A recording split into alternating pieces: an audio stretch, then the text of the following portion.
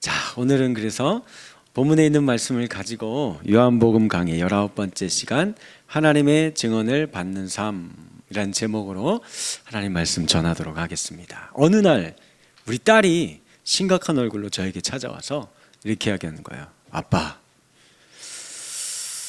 진짜 내 아빠 맞아?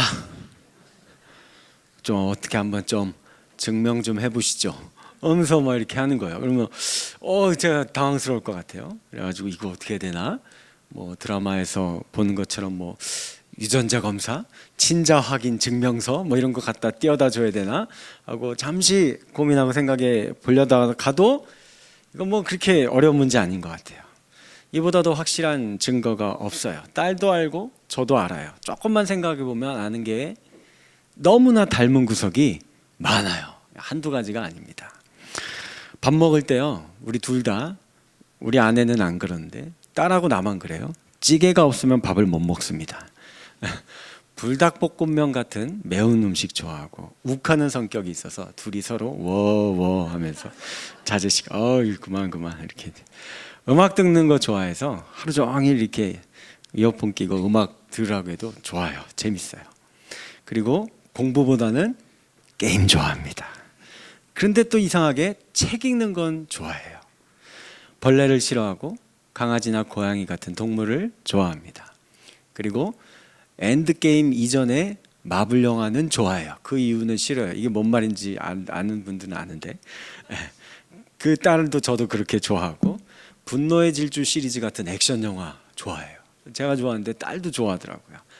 그러니까 이게 앞으로 봐도 뒤로 봐도 옆으로 봐도 이건 영락없는 제 딸이고 그 녀석은 제가 그 녀석의 아빠인 거예요. 뭐 굳이 증명할 필요가 없는 겁니다. 그런데 오늘 본문의 말씀에 보면 자꾸 이런 증명할 필요가 없는 걸 자꾸 증명하라는 사람들이 있어요. 누굴까요? 유대인들이요. 유대인들이 예수님에게 당신 진짜 하나님이 보내신 사람 맞냐고 하면서 자꾸 증명하라고 하는 겁니다. 그래서 오늘 본문의 말씀 40절에서 예수님 이런 이야기를 하세요. 너희가 영생을 얻기 위하여 내게 오기를 원하지 않는다라고 이야기를 하는 겁니다. 내가 얼마나 더 많은 증거를 보여줘야 되느냐. 그런데 너희들은 아예 처음부터 날 믿을 생각이 없었고 영생을 얻기 위해 나에게 오지도 않고 있다라고 얘기를 해요. 이게 무슨 말이냐면 유대 사회에서는요, 어떤 한 사건의 진위 여부를 가리기 위해서는 증인들을 두세 사람 대동해야 돼요. 그래서 그 사람들이 야, 너가 대신 얘기를 해줘봐. 내 말이 진짜 맞는지 틀린지 하고 그 사람들이 증언을 해줘야 됩니다. 이 사람 말이 맞아. 그거 정말이야 라고 해줘야 되는 거예요. 그걸 예수님이 오늘 본문에서 얘기해줘요. 먼저 누구에 대해서 얘기했을까요? 33절 말씀 보면 요한이 진리에 대하여, 이 진리가 누구예요? 예수님에 대하여 증언하였느니라 라고 예수님이 이야기를 해요. 그 사람 유대인들에게. 다른 사람은 몰라도 너희가 요한은 하나님이 보내신 선지자라는 것을 다 너희들도 인정하고 있지 않느냐. 그런데 그 요한이 분명히 나에 대해서 저분은 참 하나님이 보내신 자다라고 증언을 해줬는데도 너희가 믿지 않는다라고 얘기하는 거예요. 우리 맨 앞에 요한복음 1장에서 이 내용 기억나십니까? 1장 34절 보시면 내가 보고 그가 누구예요? 예수님. 그를 보고 나서는 그 예수님이 하나님의 아들이심을 증언하노라. 맞다, 하나님의 아들이다. 성령이 비둘기같이 임하는 걸 보고 참 하나님 아들이다 라고 세례 요한의 입으로 증명해 주었거든요. 또 한 사람 더 있죠.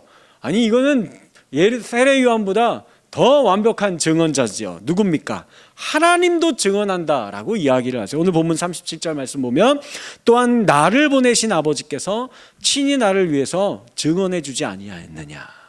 그리고 그 증언이 확실한 증거가 그 앞에 36절 보면 내가 하는 사역들을 봐라. 이게 하나님의 일이 아니면 도대체 어떻게 이런 일을 할 수 있느냐. 심지어는 구약에 예언되어 있는 그 내용들을 내가 지금 하고 있는데 너희들도 분명히 눈으로 봐서 알 텐데 왜 너희가 믿지를 못하느냐라고 이야기를 하는 겁니다. 유대인들 도대체 왜 이러는 걸까요? 왜 계속 뭐 더 증거해보고 증언자를 세워보라고 하고 증명해보라고 하는 걸까요? 잘 생각해 보면 우리가 사는 세상이요, 사회가 이걸 자꾸 요구합니다. 우리는 항상 무언가를 입증해야 되고 증명해야만 하는 삶을 어린 시절부터 강요당하면서 살아왔어요. 학생은 성적으로 증명을 해야 돼요. 청년들은 학점과 자격증으로 증명해야 합니다. 회사에서 일하는 사람들은 내가 하나 이번 일 프로젝트를 맡았으면 어떻게 해야 돼요? 성과를 내야 돼요. 성과 못 내면은 이거 형편없는 사람으로 낙인반 찍히는 겁니다. 또는 요즘 유튜브 시대잖아요. 유튜브 하시는 분들은 구독자 숫자로 증명해야 되고, 인스타그램 이런 거 할 때 팔로워 숫자로 증명해야 합니다. 노래 부르는 가수는 차트 순위로 증명해야 되고, 영화 관계된 사람들은 관람객 숫자로 증명을 해야 돼요. 체육인은 메달의 색깔로 증명해야 되고, 정치인은 국민들의 표의 숫자로 증명을 해야 되는 거예요. 이거 못하면 이거 안 되는 겁니다. 이 증명의 수레바퀴에서 내가 충분한 사람임을, 이걸 입증하지 못하면 영광을 취하지 못한다라고 생각을 하는 거예요. 빛을 잃어버렸다라고 생각합니다. 사람들에게 인정받지 못하는 인생 취급받는 거예요. 성공한 인생이 아니라 실패자와 낙오자의 인생이 된 것 같다라고 여겨지는 겁니다. 아유, 목사님 뭐 그렇게까지 뭐 다른 사람들의 눈 의식할 필요 있습니까? 꼭 다른 사람들을 통해서 증명하며 살 필요가 있어요? 내가 나 스스로 나 괜찮은 인생이야 생각하고 자위하고 그렇게 증언하면서 살면 되는 거 아닙니까? 라고 생각하실 수 있는데 세상이 호락호락하지 않아요. 그렇게 내버려 두지 않습니다. 내가 나를 위해 증언하는 사실 별 효력이 없을 때가 많아요. 그래서 오늘 본문의 말씀 31절 말씀에도 이렇게 되어 있어요. 우리 같이 한번 읽어볼까요? 시작. 내가 만일 나를 위하여 증언하면, 이게 무슨 말일까요? 이게 이런 느낌인 거예요. 잠깐 여러분들 제가 하는 말 듣고 기분 나빠하지 마시고 잘 들어보시기 바랍니다. 어느 날 제가 여러분들에게 이렇게 얘기하는 거예요. 여러분들 저는 사실은요, 제가 생각하기에 저는 박보검처럼 잘생기고 매력적인 사람이에요. 생각보다 별로 기분 안 나빠하시네. 다행이네. 근데 제가 이렇게 얘기하면 믿을 사람, 지금 인제서야 막 말도 안 되는 얘기 하신다고 저를 째려보는 분들이, 여성분들이 나오기 시작했는데, 어쨌든 근데 제가 아무리 이렇게 얘기를 하고 떠들어봤자 이거 듣는 사람들이 목사님 더위 먹었나 보다, 그래서 실성했나, 뭐 이상한 소리 하시네, 이렇게 생각을 하는 거예요. 제가 말하는 것이 제가 스스로 말하면 아무 효력이 없죠. 근데 다른 누군가가 저한테 목사님 이렇게 잘 보니까 박보검처럼 이렇게 좀 매력적이신 것 같아요, 이렇게 얘기를 해주면 그럼 이제 뭐 제가 어떻게 되는 거예요? 이제 속으로는 너무 좋아 죽으면서 아이고 무슨 그런 말씀을 하십니까 뭐 하면서 이제 이렇게 이제 할 수 있는 거죠. 근데 그런 사람 없죠. 누가 저한테 그런 얘기를 하겠습니까? 많은 가끔 은혜가 충만하면 우리 집에 한 여자가 저에게 그렇게 얘기해 줄 때가 있어요. 당신이 박보검보다 더 매력적인 것 같아 라고. 근데 문제는 그런 은혜가 임하지 않는다는 게 문제인 거예요. 아니에요. 자, 근데 그러니까 사람들이 이걸 알고 있는 거예요. 이걸 알아요. 아무리 나 스스로 나는 괜찮은 사람이야, 괜찮아, 나는 뭐 충분히 나는 열심히 잘 살고 있고 좋은 사람이고 괜찮은 인생이야 라고 생각하고 그렇게 외치고 싶어도 다른 이들이 나를 그렇게 안 바라봐 주는 거예요. 세상이 나를 그렇게 보지 않는 겁니다. 그래서 그게 너무 견디기 힘든 거예요. 그래서 다른 사람들이 너 증명해봐라, 야 너 그래가지고 좋은 대학 갈 수 있겠어? 너 그래가지고 너 좋은 직장에 취직이나 할 수 있겠어? 야 너 그래가지고 결혼이나 하고 가정이나 제대로 꾸릴 수 있으면 살 수 있을 것 같아? 변변찮은 직장이나 하나 가질 수 있겠어? 하고 사람들이 막 나를 그런 눈으로 바라보고 있거든요. 그렇게 함부로 막 말을 하거든요. 그게 뭐 어쩌다 한 번이면 뭐 이렇게 취급할 수 있는데, 자꾸 모든 사람들이 세상이 나를 그렇게 보면은 진짜 그런 건가? 하면서 흔들리는 거죠.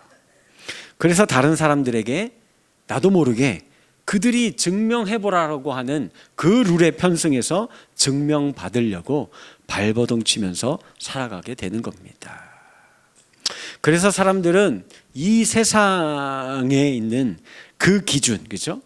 내신 1등급 받아야 하고, 명문대학을 나와야 하고, 좋은 직장에 취직해야 되고, 품위 유지하려면 명품 옷 좀 하나쯤 있어야 되고, 명품 백, 그죠? 무슨 똥똥거리는 거 그런 거 하나 있어야 되고, 그죠?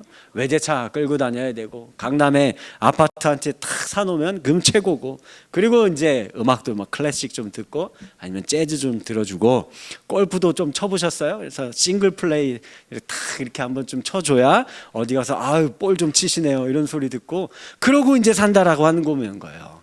그리고 서로를 자화자찬하고 서로를 칭찬해 주는 겁니다. 아우 사모님 오늘 보니까 요즘 너무 젊어 보이시는 것 같아요. 요즘 피부과 어디로 다니세요? 뭐 이렇게 이제 얘기를 하는 거죠. 그러면 이제 반대로 얘기해요. 아우 별 말씀을요. 집사님이 더 오히려 대학생 같이 보여요. 뭐 이렇게 이제 서로 얘기를 해요. 아니면 이렇게 얘기하는 거죠. 아우 집사님 그 가방 에르메스 신상 가방 아니에요? 야, 그러면 이제 역시 한눈에 알아보시네요. 그렇게 말하는 사장님 손에 있는 게 그 시계는 혹시 파텍 필립 시계 아니에요? 하면서 들어보셨어요? 이게 무슨 시계인지? 네, 되게 비싸요. 싼 게 5천만 원이래요. 장난 아니죠? 네. 그러고 서로 이야기하는 거예요. 그들만의 그런 룰과 리그 안에 들어갑니다.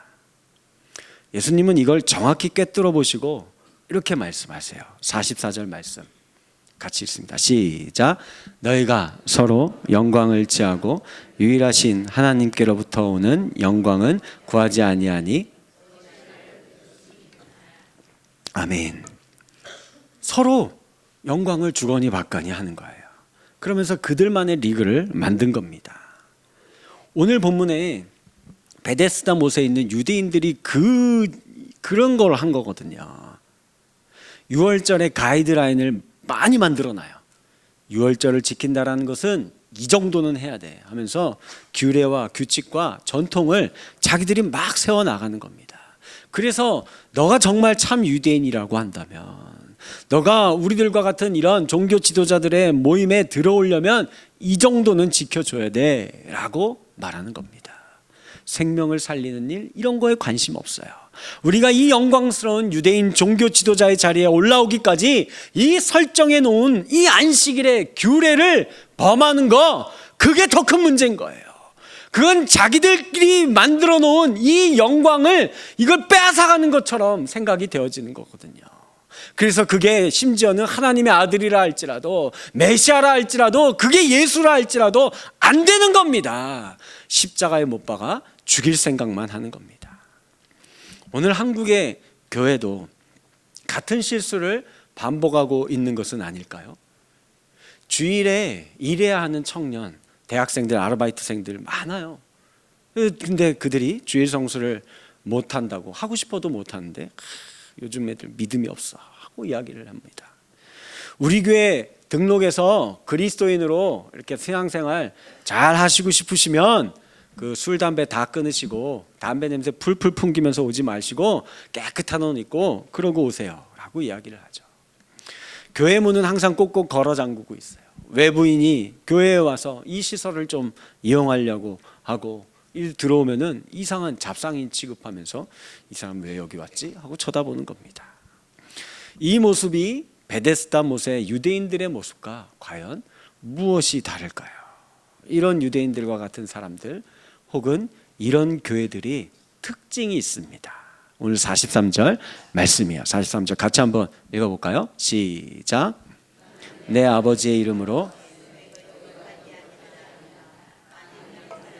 자기 이름으로 오면 영접하리라. 자, 이게 무슨 말일까요? 앞에 한번 화면 좀 띄워주시고, 이 앞에 근데 안 나와요. 자, 아버지 하나님이 보내신 예수님은 오히려 이 사람들이, 유대인들이 영접하지 않는데요. 근데 다른 사람은 영접한다. 이 다른 이가 누굴까요? 여기서 다른 사람은 이상한 사람이 아니에요. 이 사람도 하나님을 아는 사람이에요. 아니, 오히려 하나님에 대해서 말하는 사람이고 가르치는 사람이고 전하는 사람일 수도 있고, 심지어는 자기가 메시아라라고 하는 자일 수도 있는 겁니다. 그러니까 즉 이 예수님 시대 당시에는 유대인 종교 지도자인 바리새인, 서기관, 사두개인, 제사장, 뭐 아니면 선지자 이런 사람이거나 아니면 내가 메시아다라고 하는 사람일 수가 있는 거예요. 오늘날로 치면 누가 해당되는 겁니까? 목사나 선교사나 뭐 신학교 교수나 장로나 교사나 뭐 이런 사람들이 다 여기에 해당되고, 아니면은 뭐 자칭 내가 예수다 하는 그런 사람이 될 수도 있는 거예요. 그럼 이게 무슨 차이가 있는 걸까요? 이들이 진짜 예수님과 같이 아버지 하나님의 이름으로 보냄받고 사역을 하는 자인지, 아니면 자기 이름으로 말하며 자기 일을 하는 자인지 구별하는 거 딱 한 가지예요. 뭘까요? 예수님은 41절 말씀을 보시면 나는 사람에게서 영광을 취하지 아니한다 라고 말씀하세요. 그러나 이 다른 이들은 그럼 어떻게 할까요? 자기 영광을 추구하는 자들인 거예요. 하나님 나라의 영광을, 하나님의 영광을 추구하는 자가 아닙니다. 그가 바리새인이건 제사장이건 목사건 뭐 신학교 교수건 이런 거 아무 상관없어요. 그 끝을 보면 자기 영광을 추구하고 있어요. 그러면 그건 하나님이 보낸 자가 아닙니다. 자기 이름을 걸고 자기의 영광을 추구하고 자기 인생 살다가 죽어가는 인생에 불과한 거예요. 하나님의 이름을 빙자하여 자기 이름을 높이려 합니다. 자기가 영광을 받으려고 합니다. 이 세상에서의 부귀영화를 탐하고 재산이 더 많아지기 위해 하나님의 이름은 그냥 이용할 뿐이에요. 내가 교회 나와서 이렇게 종교생활 하면은 내 삶이 더 풍성해지고 재산이 늘어나고 아프지 않고 건강하고 여기에만 초점이 있는 거예요. 세상이 정해놓은 영광의 길을 추구하고 있을 뿐이라는 겁니다. 그걸 위해 하나님을 이용하고 교회를 이용하고 요 종교시설을 이용하고 있을 뿐이라는 겁니다. 어떻게 이 자리에 올라왔는데 사람들에게 인정받고 사람들에게 영광을 받기 위해 내가 밤에도 잠을 안 자고 열심히 공부하고 남들보다 2배, 3배 노력해서 이 자리에 올라왔으니 이거는 내 거예요. 내 영광이에요. 그러니 누구도 뺏어갈 수 없는 겁니다. 공고하게 쌓아놓은 이 룰을, 이 규칙을 이걸 깨려고 하는 자는 예수도 용납이 안 되는 거예요. 하나님도 안 되는 겁니다. 자기들이 어렵게 증명해 놓아서 쟁취한 영광을 무너뜨리는 꼴을 볼 수가 없는 겁니다. 그래서 목사인데, 그래서 처음엔 정말 열심히 기도하면서 교회를 개척하고 세우고 막 찾아다니면서 부흥을 시켰어요. 그런데 이게 내 교회라는 생각이 드는 거예요. 내 교회예요. 그러면 이 부흥한 큰 교회를 다른 사람에게 물려줄 수 있어요? 없는 겁니다. 그러니까 세습하는 거예요. 하나님의 영광이 아니라 자기 영광을 추구하고 있는 자입니다. 하나님이 보낸 자가 아니에요. 내가 이 사람들 다 끌어모아 놓고 내가 한 사람 한 사람 신방 다니면서 어떻게 내가 이 사람들 세웠는데 내가 그냥 이제 나이가 늙고 됐으니까 떠날 때가 됐으니까 그냥 떠난다고요? 못 떠나요. 머리 한 사람 숫자당 인당 100만 원씩 계산을 하는 겁니다. 그래서 수십억 원의 전벌금 이렇게 빨리 내놓으라는 거예요. 목사가 수십 년 하나님 나라의 일을 사역을 하고 은퇴를 하게 되었는데 어떻게 서민들보다 재산이 더 많은 거예요. 이게 말이 됩니까? 이거 안 되는 거예요. 자기 영광을 추구한 자입니다. 하나님 나라의 영광을 위해 살았던 사람이 아닌 겁니다. 성경은 분명히 얘기해요. 베드로전서 1장 24절 모든 육체는 풀과 같고 그 모든 영광은 풀의 꽃과 같으니. 또 마태복음 6장 29절 내가 너희에게 말하노니 솔로몬의 모든 영광으로도 입은 것이 이 꽃 하나만도 못하다. 하나님의 영광이 아닌 세상의 영광이 얼마나 덧없는 것인지를 생각해 보시면 좋겠습니다. 예를 들면 이런 거예요. 우리 젊은 친구들이 이제 열심히 노력해서 처음 직장을, 내가 가고 싶었던 그 직장을 딱 취업을 하게 됐어요. 그래서 이제 딱 들어가면 그 직장에 이제 위에 상사들이 있잖아요. 부장님, 그다음에 상무, 이사, 그 사람들 보면 얼마나 영광스러워 보여요. 그분들 그 젊은 시절부터 가족보다 회사를 우선시해서 아침 일찍 출근해서 밥도 회사에서 먹어요. 그리고 밥 먹듯 야근하고 20년, 30년을 헌신해서 그 자리에 앉게 된 겁니다. 그래서 이제 젊은이들이 그걸 보면서 나도 빨리 저 자리에 앉게 될 날이 오기를. 그래서 회사에서 인정받기 위해서 열심을 다하는 겁니다. 그러나 이 사람들, 그 자리에 앉아 있는 사람들 어떤 사람들이에요? 몇 달이면 정년 퇴임해야 돼요. 그 자리 물려주고 나와야 됩니다. 30년 직장생활 마치고 나올 때 퇴직금 정산받고, 그리고 책상 위에 있었던 내 물건 몇 개, 이런 네모난 박스 하나에 그냥 들고 나오면 끝인 거예요. 그동안은 그 수십 년을 내가 직원들과 머리 맞대고 밤 늦게까지 회의하고 그리고 성과를 내고, 그러면 기뻐가지고 같이 회식하고 술 한잔하면서 등 들겨주면서 잘했다 우리 하면서 그렇게 살아왔던 그 동료들이요, 그렇게 명퇴하고 지나면요 잘해야 1, 2년입니다. 1, 2년 지나면 연락 아무도 안 와요. 다 끊어집니다. 그리고 내가 앉아 있었던 그 자리요, 다른 사람이 이미 앉아서 내가 하던 일을 그 사람이 하고 있어요. 오히려 그 사람이 나보다 더 훨씬 능력 있는 사람일 수도 있습니다. 아무도 나를 기억해 주는 사람 없고, 회사는 다시 나 하나 없어도요 잘만 돌아갑니다. 더 잘 돌아가요. 허무한 우리의 인생입니다. 민주주의 사회에서 최고의 영광의 자리는 어디겠습니까? 우리 아마도 대통령일 거 아니에요. 그럼 생각해 봐요. 그 자리에 올라가기 위해서 수십 년간을 정치 인생 얼마나 힘들어요, 그렇죠? 정치 바닥이 얼마나 굳은 일이 얼마나 많아요. 그거 인생을 바치면서 온갖 고생을 다해서 그 자리에 올라갔어요. 그리고 4년의 영광을 누린 뒤에 모습들이 어때요? 부하의 손에 총 맞아 죽고, 누구는 재판을 받고, 누구는 감옥에 갇히고, 어떤 분은 안타까운 죽음을 맞이하게 되는 거예요. 한 명도 안 빼주고 다 이래요. 대통령 끝나고 내려오기가 다들 무서운 것 같아요. 부질없는 영광입니다.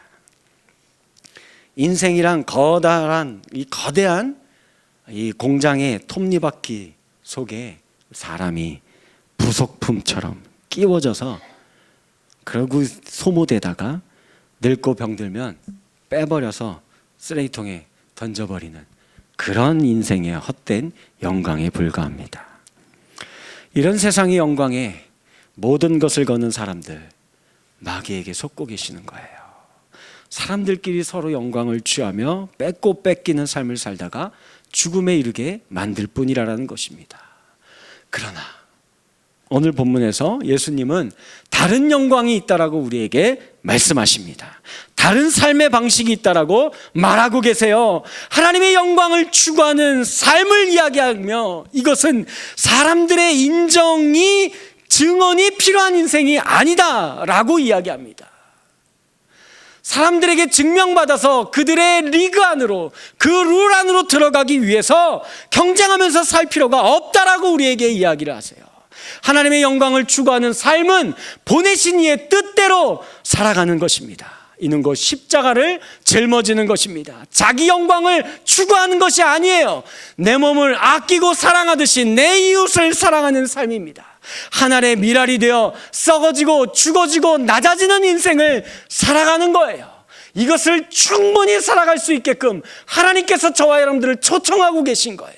이것이 구원으로의 초청입니다. 이것이 저와 여러분들 세상 가운데 하나님의 나라의 일들을 감당하기 위하여 파송된 삶의 예배자로 저와 여러분들을 보내고 있는 거라는 거예요.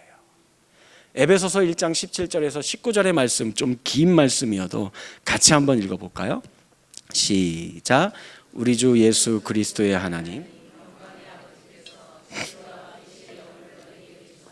하나님을 그의 부르심의 소망이 무엇이며 성도 안에서 그 기업의 영광의 풍성함이 무엇이며 그의 힘의 위력으로 역사하심을 따라 믿는 우리에게 베푸신 능력의 지극히 크심이 어떠한 것을 너희로 알게 하시기를 구하노라. 아멘.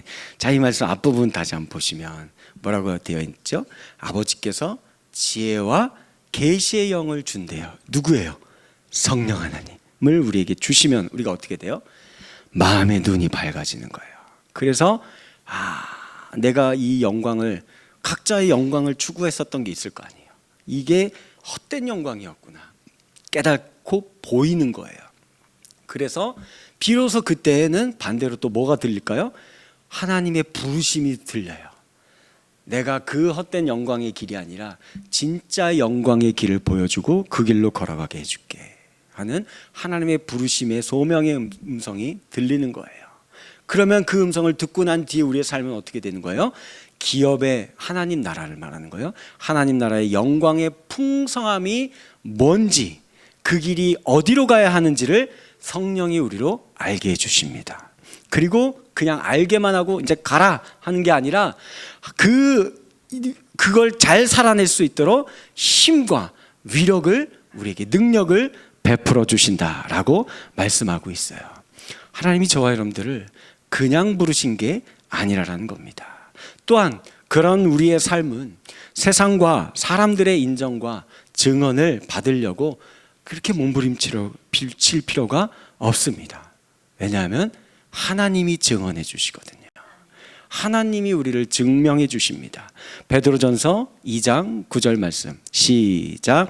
너희는 택하신 족속이요 왕 같은 제사장들이요 거룩한 나라요 그의 소유가 된 백성이니 이는 너희를 어두운 데서 불러내어 그의 기이한 빛에 들어가 계신 이의 아름다운 덕을 선포하게 하려 하심이라. 아멘. 하나님이 우리에게 말씀해 주십니다. 너는 내가 택한 나의 족속이다. 왕 같은 자다. 제사장적인 삶을 살 것이다. 너는 나의 소유다. 내 것이다. 그러니 다른 데 가서 당신이 내 아버지 맞아요? 이거 증명하려고 살 필요 없다. 쓸데없는 증거하는데, 증명을 받는데 너의 인생을 낭비할 필요가 없고 그저 너에게 주신 은사와 너의 자리와 너의 그 어떠함 그 현장 가운데에서 기이한 빛에 들어가게 하신 이의 아름다운 덕을 나타내기만 하면 된다. 그게 뭐예요? 오늘 본문의 말씀에 그 사랑이 우리 안에 있으면 된다. 하나님의 말씀이 우리 안에 있으면 된다. 그러면 네가 만나는 자들에게 어떻게 그 사랑으로 그를 대할지, 어떻게 그 말씀으로 그 상황을 선택할지를 하나님이 우리에게 지혜와 계시의 영으로 알게 해주신다라는 거예요. 그래서 하루하루 그저 우리가 해야 할 일은 무엇입니까? 세상 가운데서 뭔 업적을 나타내고 교회를 뭘 어떻게 만들어내고 뒤집어 놓고 뭐 이런 걸 하는 게 아니에요. 하루하루 하나님의 사랑 안에서 살아가는 거예요. 예배하는 겁니다. 주의 말씀을 붙잡고 씨름하는 거예요. 그것이 우리의 남겨진 신앙의 삶입니다. 이것을 우리는 어디에 가서 해야 되는 거예요? 교회에서 증명하려고 하지 마세요. 광야와 같은 세상에 나아가서 하는 겁니다. 세상에서 증명하는 거예요. 베데스다 못으로 나아가시는 겁니다. 연약한 인생들, 우리의 도움이 필요한 인생들에게 나아가는 거예요. 내 부하 직원들 잘 대해주세요. 내 상사를 존중하고 잘 협력해 주세요. 그들은 끌어내릴 경쟁자가 아니라 협력해야 할 파트너입니다. 이 또한 억지로 하는 게 아니에요. 도덕률로 하는 게 아닙니다. 아버지를 닮은 자녀들이기 때문에 자연스럽게 살아가는 거예요. 아버지를 바라보세요. 하나님을 사랑하는 것이 우리 속에 있으면 되는 겁니다. 성경 오늘 본문의 말씀처럼 아무리 읽고 연구하면 뭐합니까? 그거 가지고 자기 영광을 추구하는 헛된 곳에 쓰면 안 돼요. 아무리 기도 열심히 하고 주여 주여 외치면 뭐합니까? 교회 문만 열고 나가면 나의 영광을 추구하려고 하는데 그러면 안 됩니다. 사람에게서 영광을 취하려 하지 마시고 하나님의 영광을 추구하며 살아가는, 하나님이 이미 여러분들을 증명해 주었습니다. 믿으시고 그 나라와 그 의를 위해 살아갈 수 있는 삶의 예배자들이 되어지기를 주님의 이름으로 간절히 축원합니다.